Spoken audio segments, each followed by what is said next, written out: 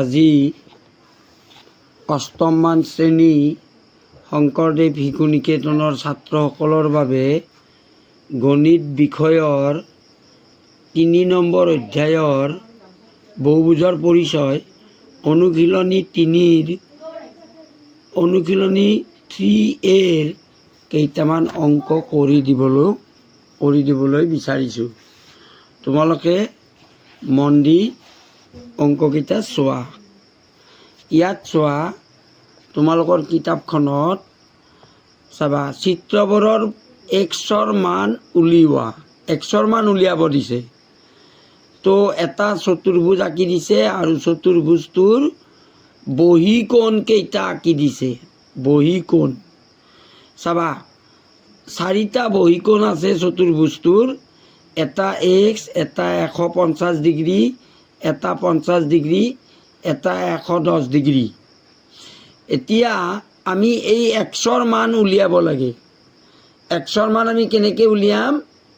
এক্সৰ মান উলিয়াবলৈ আমি এটা কথা জানিব লাগিব যে বহুভুজৰ আটাইকেইটা বহীকোণৰ সমষ্টি কিমান, এই কথাটো জানিব লাগিব। তোমালোকে মনত ৰাখিবা যে বহুভুজ এটাৰ আটাইকেইটা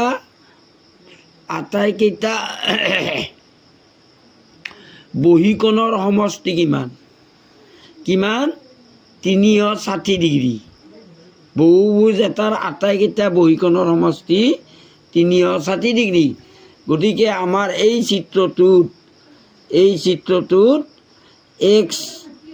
এক্স ডিগ্ৰী, 150 ডিগ্ৰী, 50 ডিগ্ৰী আৰু 100 ডিগ্ৰী, এই গোটেইকেইটা কোণ যোগ কৰিলে কিমান হ'ব?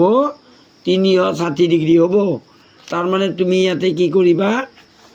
তোমালোকে ইয়াতে চোৱা, x degree plus 150 degree plus 50 degree plus 110 degree, এইকেইটা যদি যোগ কৰা 360 ডিগ্ৰী পাবা। তাৰ পৰা আমি এক্সটো উলিয়াব লাগিব। চোৱা, এইটো এটা আমাৰ সমীকৰণ হ'ল। সমীকৰণটো মই তোমালোকক দেখাই দিছোঁ। চাবা,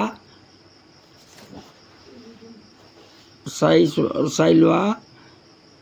এক্স প্লাছ 150 প্লাছ 50 প্লাছ 110 সমান 360। এইটো চোৱা, 360, এই 360 ডিগ্ৰী হ'ল। এইটো এতিয়া আমাৰ সমীকৰণ হ'ল। এই সমীকৰণটো এতিয়া আমি সমাধান কৰিব লাগিব। চোৱা,